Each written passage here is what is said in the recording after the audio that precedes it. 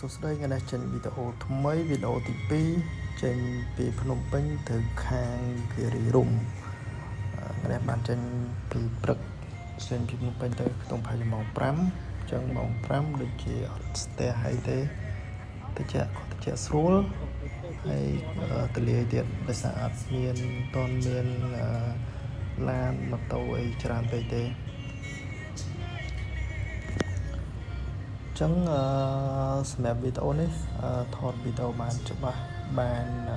ពេញជាមុនដោយសារយើងសេរីកាមេរ៉ាត្រូវដាក់កាមេរ៉ាអត់សូវបិទចុះក្រោមពេកដាក់កាមេរ៉ាទៅមុខត្រង់ហើយចឹងធ្វើឲ្យរូបភាពហ្នឹងបានឃើញច្បាស់ល្អចឹងចង់បង្ហាញរូបភាពជាពេលព្រឹកនឹងបន្តិចដោយសារតែវីដេអូពេលព្រឹកចិត្តភ្លឺហ្នឹងគឺអាចនិយាយបានថាវា fresh យើងអត់សូវបានជិះម៉ូតូពេលព្រឹកទៅចឹងឯងយូរបានជិះម៉ូតូពេលព្រឹកយ៉ាងម្ដងចឹងយកបង្ហាញវីដេអូហ្នឹងបានច្រើនបន្តិច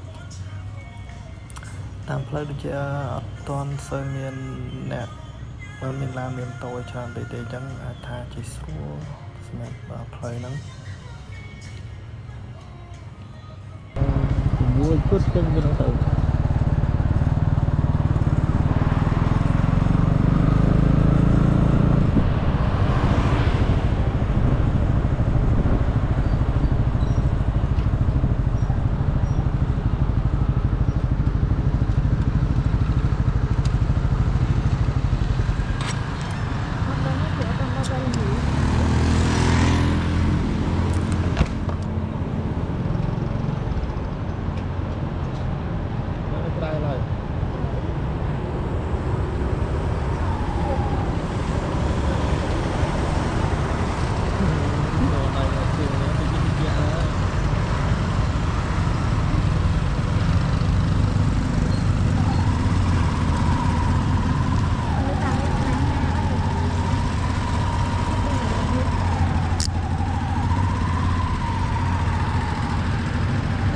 យើងអត់សង្សារចឹងយើងទៅវាចឹងនេះមានសង្សារវាអត់ទៅវា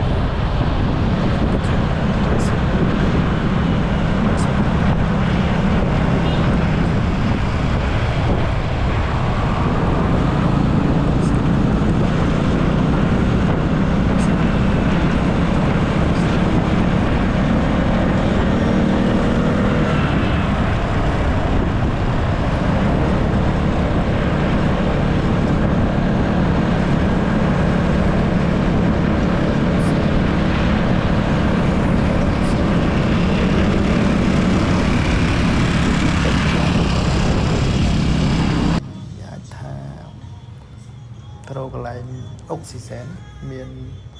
ដើមឈើមានព្រៃឈើច្រើនអញ្ចឹងសបោកសែនយើងទៅ relax កាត់ stress អីម្ដងម្កាអីប៉ុន្តែកុំដើរច្រើនពេកដើរច្រើនពេកប៉ះពាល់ដល់ថវិកាដែរអញ្ចឹងអាចថាយូរឆ្លៀតម្ដងអញ្ចឹងទៅ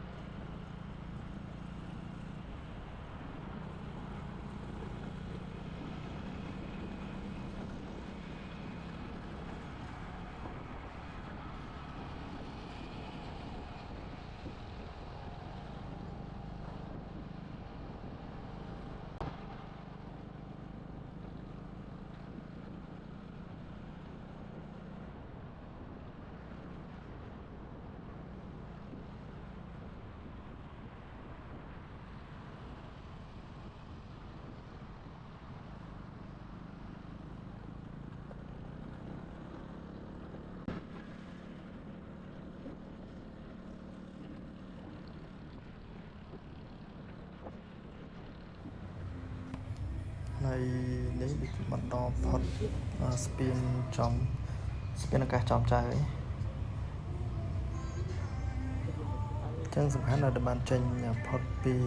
ភ្នំពេញរៀងចេញពីព្រឹកទៅយើងអាចបានទៅ លឿនដោយសារតែនៅម្ដុំចំចៅចំពោះវ័នហើយនឹងបែកចានហ្នឹងគឺស្ទះតិចដោយសារឡានម៉ូតូច្រើនអញ្ចឹងឬស្ទះតិចបើសិនជាបានចេញផុតពីកន្លែងហ្នឹង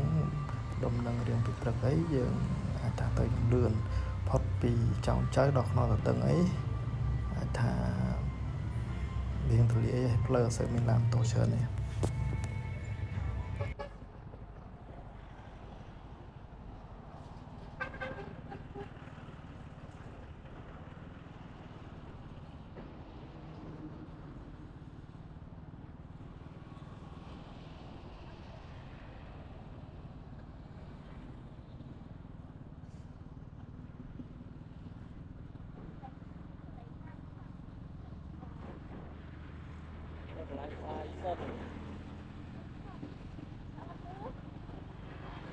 lại bay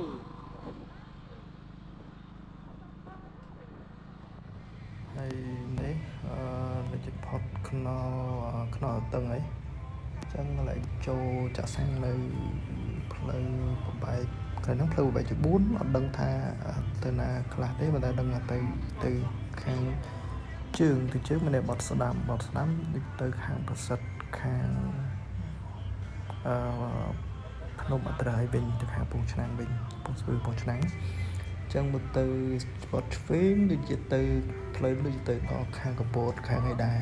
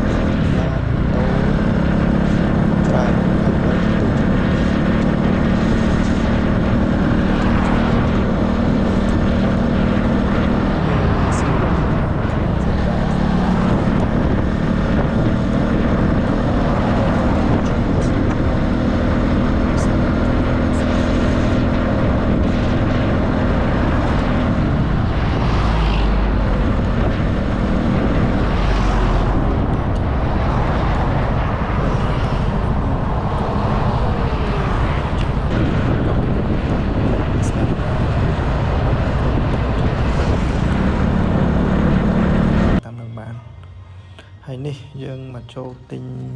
ម្ហូបនេះចូលដល់គិរីរុំហើយជើងភ្នំគិរីរុំចូលទិញម្ហូបទិញអីយកទៅញ៉ាំនៅខាងលើយកទៅហូបនៅខាងលើអាចចេះតែអត់ចង់ចូលហាងអីពេកទេអាចថាសេវលុយខ្លះឬក៏ទិញរបស់អីទៅញ៉ាំចឹងទៅអាចថាអង្គុយញ៉ាំអីគ្រប់ណាំឈើបាន relax អីអង្គុយលេងបែបកំសាន្តបែបឈៀអង្គុយលេងទៅមិនបាច់ចូលហាងចូលអីទេអាចចូលទិញម្ហូបអីនៅខាងជើងភ្នំនេះបានសម្រាប់ខ្ញុំទិញម្ហូបចេញពីខាងជើងភ្នំទៅខ្ញុំទៅដល់លើដល់ដូចដល់សៀនបោះតង់បោះអីប៉ុន្តែខ្ញុំទៅហូបបាយនៅក្រោមដើមឈើទេអត់បានទៅចូលហាងចូលអីទេ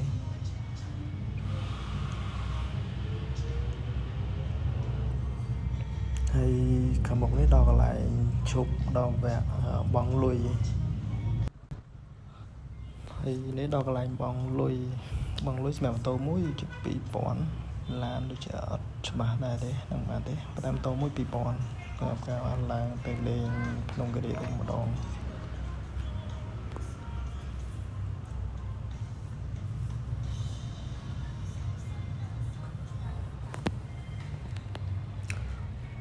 សម្រាប់សាទិត្យអីមនុស្សច្រើនសាទិត្យសម្រាប់ច័ន្ទសុក្រអីដូចជាអត់សូវមានដែរទេពីសាទិត្យគឺមានមនុស្សច្រើនទាំងឡានទាំងម៉ូតូអីក៏ទៅសម្រាប់ច្រើនហើយសម្រាប់អ្នកទៅគាត់ទៅវិលល្ងាចអីគឺគាត់អាចទៅពីព្រឹកច្រើនប៉ុន្តែសម្រាប់អ្នកដែលគេចង់ទៅសម្រាប់នឹងពេលយប់អាចទៅបោះតង់ឬក៏ទៅ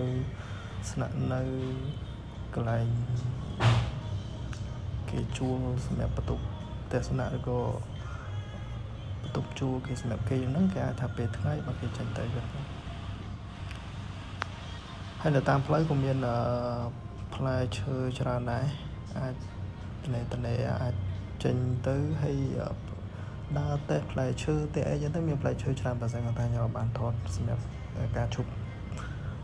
ទិញផ្លែឈើទិញអីហូបទេអញ្ចឹងបងប្អូនអាចមកតេះផ្លែឈើដល់ចកាដល់អីនឹងបានបើខែនេះអាចថាសបោផ្លែឈើអី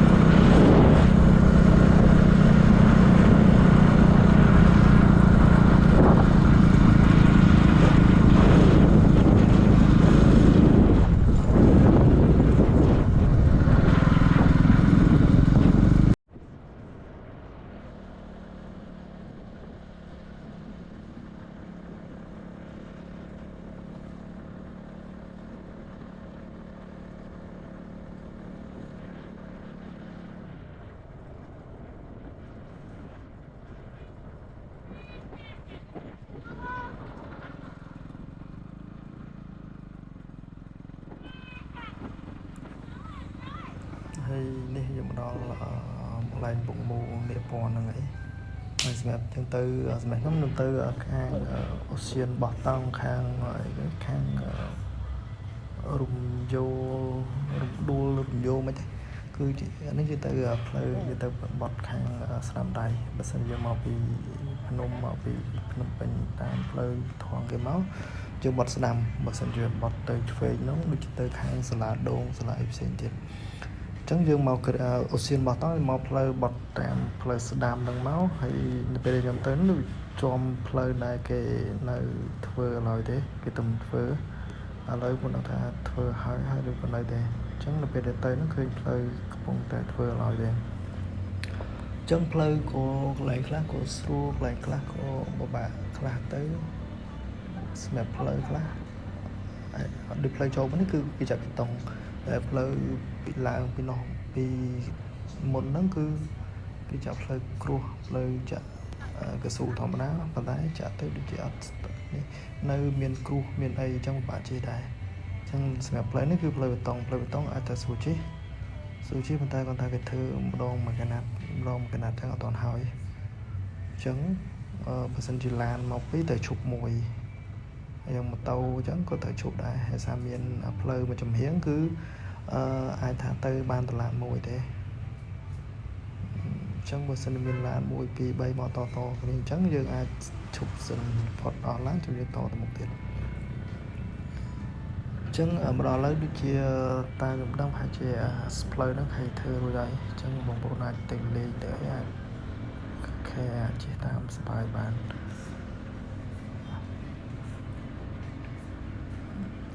ហើយសម្រាប់ខែនេះទៀតដូចជាខែចូលដល់ខែវស្សាអញ្ចឹងមានភ្លៀងធ្លាក់ខ្លះហើយអញ្ចឹងទេសភាពវិញមិនបាច់និយាយទេបន្ទាប់ពីភ្លៀងធ្លាក់ហើយគឺពណ៌ខៀវបៃតងស្រស់តែម្ដង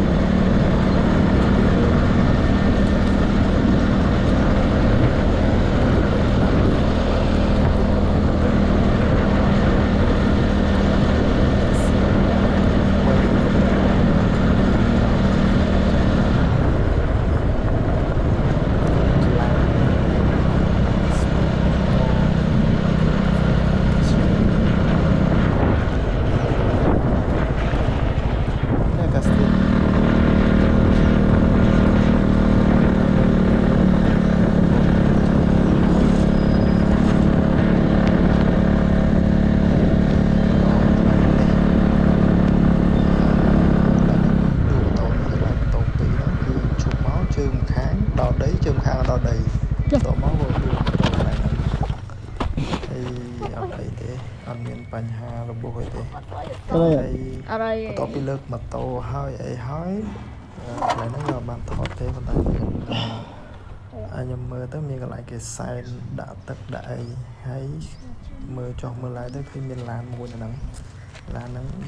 ជាឆេះនៅហ្នឹងតែអត់បានថតទេអញ្ចឹងអត់ដឹងថាឡានហ្នឹងមានបញ្ហាអីទេនេះធ្វើទៅផុតទេ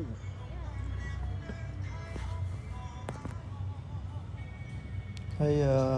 ខ្ញុំក៏បានសម្រាប់នៅនឹងមកស្ទុះបន្ទាប់ពីដួលម៉ូតូលើកម៉ូតូឲ្យហើយហ្នឹងសម្រាប់នឹងមកស្ទុះហើយក៏បន្តទៅមុខទៀតហើយសារឃើញកន្លែងហ្នឹងវាតំណងអង្គុយលេងដំបងថាឈប់ហូបបាយហូបអីនៅហ្នឹងដែរតែដល់ពេលឃើញកន្លែងមានឡានឆេះមានអីចឹងទៅអូខេក៏អាចថាអត់នៅហូបបាយនោះទេក៏ឈប់មកបន្តិចទៅហើយក៏ចាំទៅហូបបាយនៅខាងលើវិញ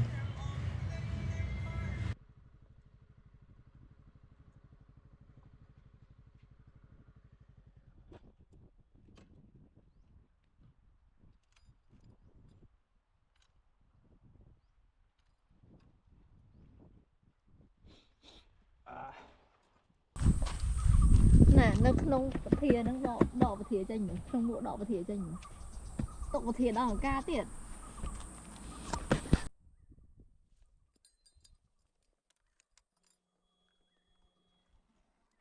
ហូបសិនចាំមិន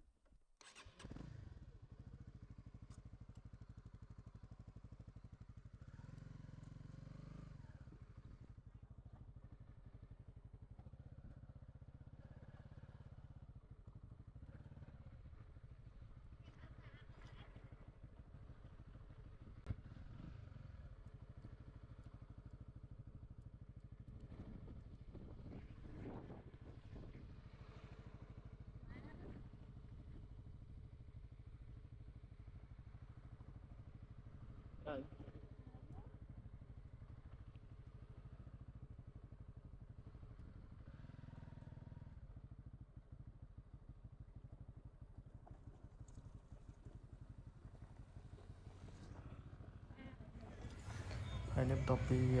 ឈប់សម្រាកនៅលេងមួយផ្លេតហើយក៏បន្តទៅមុខទៀតដូចជាចិត្តដល់ហើយសល់បន្តិចទៀតដល់ហើយភាសាមកដល់ចិត្តកំពូលភ្នំអី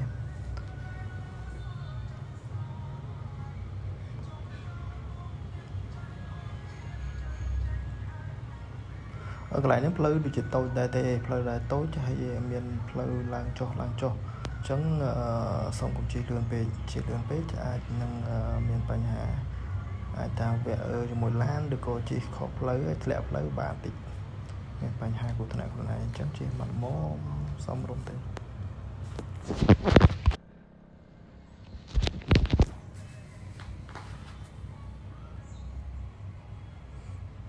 ហើយនេះដល់កន្លែងកឹបស្បុតម៉ូតូហើយអញ្ចឹងកឹបស្បុតម៉ូតូថ្ងៃនេះស្រួលដែរសារយើងចូលទៅគឺមានកន្លែងកឹបនឹងតែមួយហើយវាធំទលាយហើយចេញពីកន្លែងកឹបស្បុតម៉ូតូទៅឆ្ងាយទៀតមិនអាចនិយាយបន្តធំទលាយមែនវាអត់ឆ្អៀតអត់គៀកគ្នាជាមួយកន្លែងណាលេងពេកទេបន្ទាប់ពីកន្លែងកឹបម៉ូតូទៅដូចជានៅទៅជិះរៀងវែងគួរសមដែរ